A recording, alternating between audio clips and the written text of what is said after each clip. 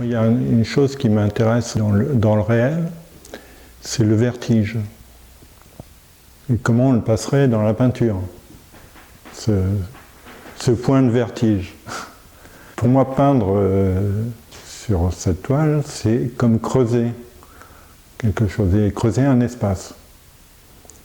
Moi, j'aime bien l'idée que le spectateur c'est lui qui bouge, mais il devrait avoir l'illusion que la peinture bouge aussi.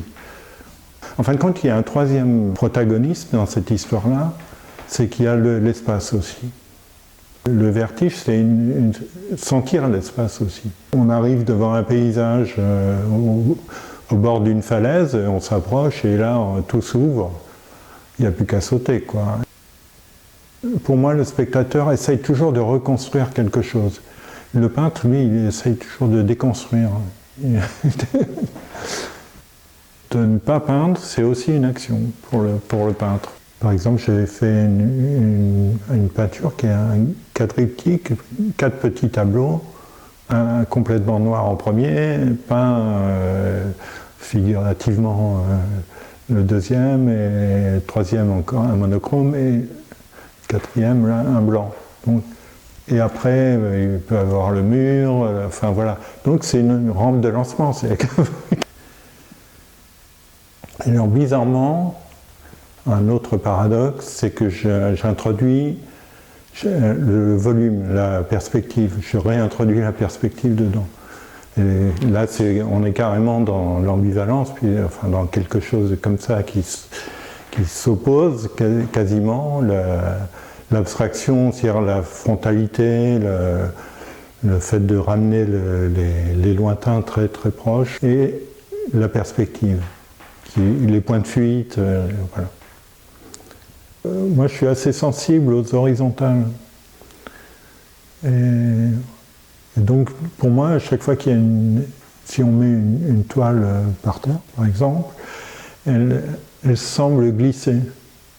On pourrait dire qu'il y a deux mondes là qui glissent. Le réel bien tangible du spectateur, avec le plancher sous ses pieds. Il y a le monde de la peinture, avec sa fiction, et tout ça, et qui est là, prêt à glisser sur cet autre monde. Enfin, j'aime bien la notion de monde qui glisse les uns sur les autres. Enfin, il y a aussi pas mal les voyages en voiture ou en train, où on a ce paysage qui défile. J'aime bien ces images-là.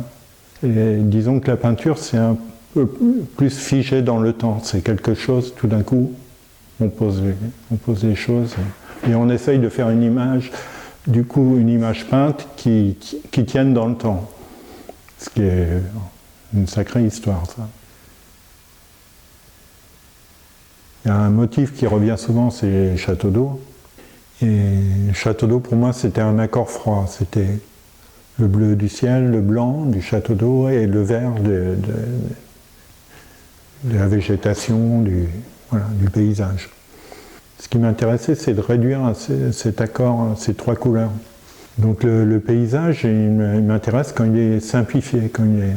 Voilà. En ce moment, je suis pas mal obsédé par les voiles de forçage, enfin j'appelle ça comme ça, je ne sais pas si c'est le terme exact, mais voilà, ici, dans le Tarn-et-Garonne, il y a un pays agricole comme ça, où il y a beaucoup de fruitiers, sont recouverts de voiles blancs, comme ça.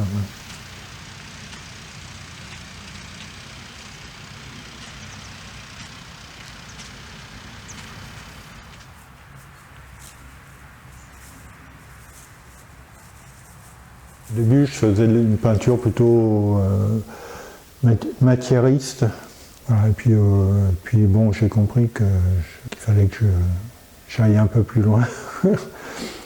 Et j'ai travaillé sur quelque chose qui était à la fois des baraquements, des maisons noires, bitumées, enfin, voilà, qui prennent le soleil, la lumière. Et aussi Auschwitz, les camps d'Auschwitz. Donc c'est un mix de ces deux choses. Ça me, comme un questionnement sur la technique aussi.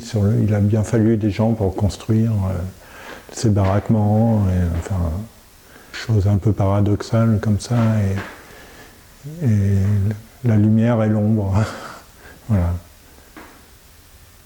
Il y a un travail que j'ai fait pour mettre de la distance entre le traumatisme des camps. J'ai compris vers 8-10 ans qu'il y avait eu ça. Donc il y a un travail pour sortir de ce traumatisme et d'alléger les choses. Pour moi, la peinture, ça doit une façon d'affronter le réel, c'est en allégeant, pas se laisser happer par les choses mauvaises. Il y a un moment, il faut alléger tout ça. J'ai cherché à mettre de la couleur, à mettre une distance. Je fais des tentes aujourd'hui. Voilà, on pense tout de suite aux réfugiés. Voilà, donc mais c'est autre chose aussi. C'est aussi les explorateurs. Je suis fasciné par Tintin. Donc il y a un imaginaire aussi. Oui, moi j'aime bien ce truc un peu, encore une fois, paradoxal. C'est que ça se fait dans la solitude, dans quelque chose qu'il faut habiter l'atelier. Au début, quand on peint, on vole du temps aux autres, à sa femme, à ses enfants. Personne ne nous dit jamais de peindre, hein, donc on a un atelier, c'est un mur de la cuisine, ou je sais pas, enfin, on fait avec ce qu'on peut. Petit à petit, voilà, on commence à prendre un peu plus d'espace, à se construire un atelier. Et du coup, bizarrement, les gens commencent à vous prendre au sérieux. Alors qu'on est toujours dans le doute. J'aime bien ce côté un peu comme l'orage qui va éclater, et on sent la tension avant que ça éclate. Voilà, il y a un peu des choses comme ça que je cherche. Le peintre, il est là pour mettre un peu d'énergie, pour touiller les pinceaux dans la peinture. Voilà. Mais après, on ne sait pas trop si c'est nous qui faisons quelque chose. On est là. Voilà. C'est le mieux. Ce qu'on peut faire de mieux, c'est d'être dans l'atelier.